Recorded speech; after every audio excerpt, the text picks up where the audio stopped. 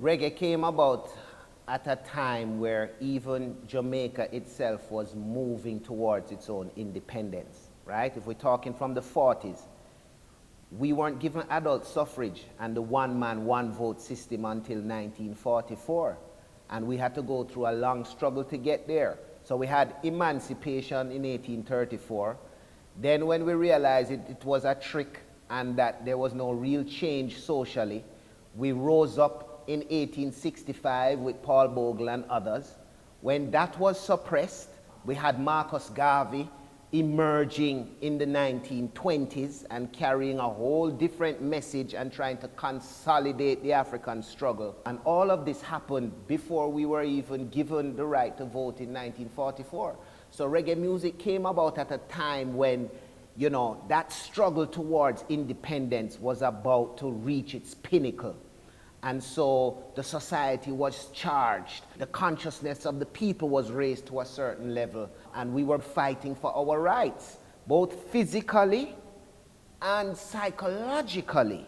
And so the music was a message that represented that sort of psychological warfare that was going on in order for us to claim the minds of Jamaicans, to make them understand the fullness of the struggle that they were going through, and to make them understand the just and due rights that was owed to them.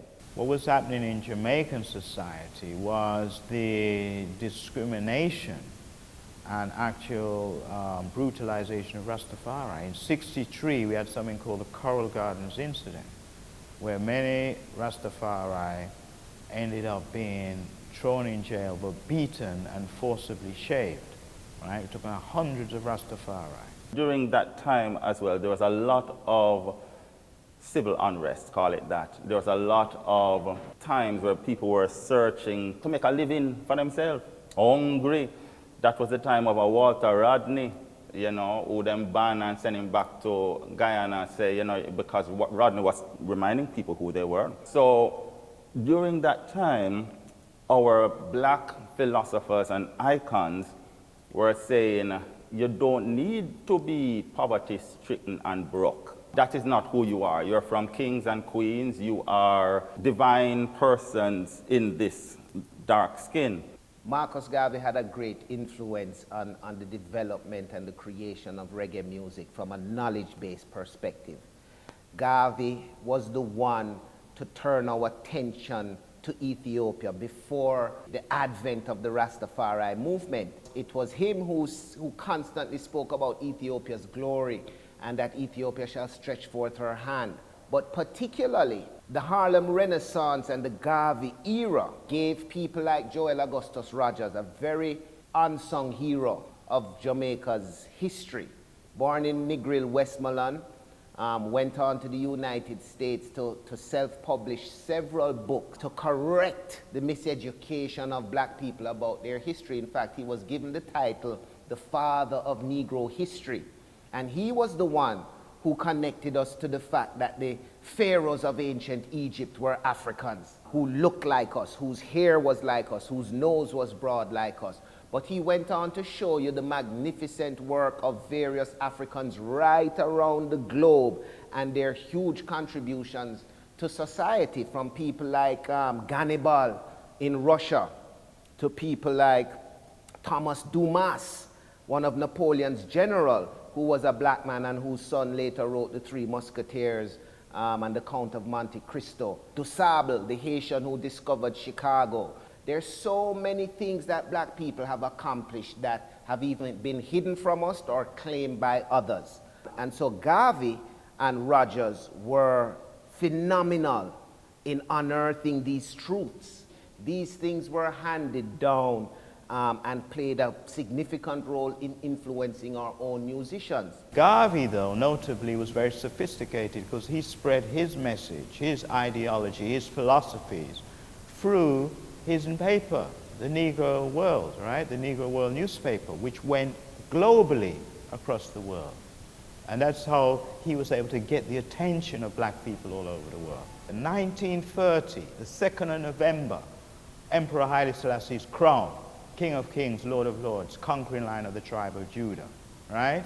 Elect of God, light of the world.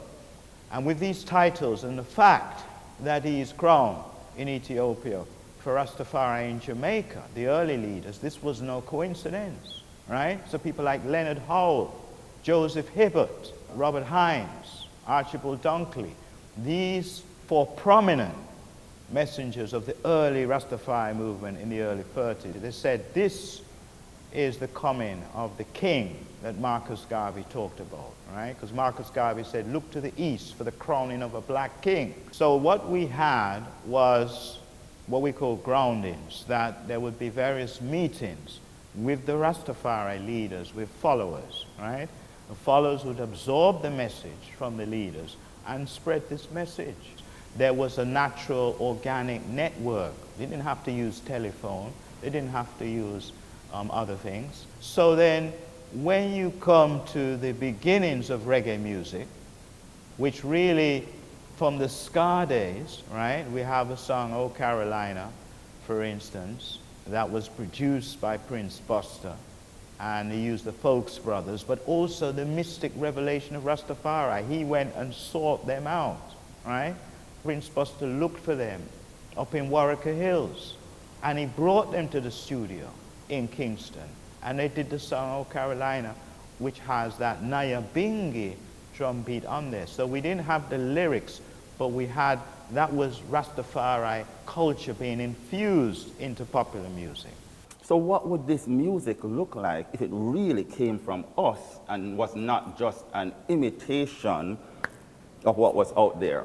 How can I make this music more reflective of me, with as opposed to the regular ta, ta, sa. Why does the drum have to be so regular? You know, I want to hear chicka, chicka, chicka, chicka. I want to hear this kete drum in my music, you know, which is more the music, the drums coming from Africa, rather than the trap set. You know, how can that influence that music? And I want to hear bass.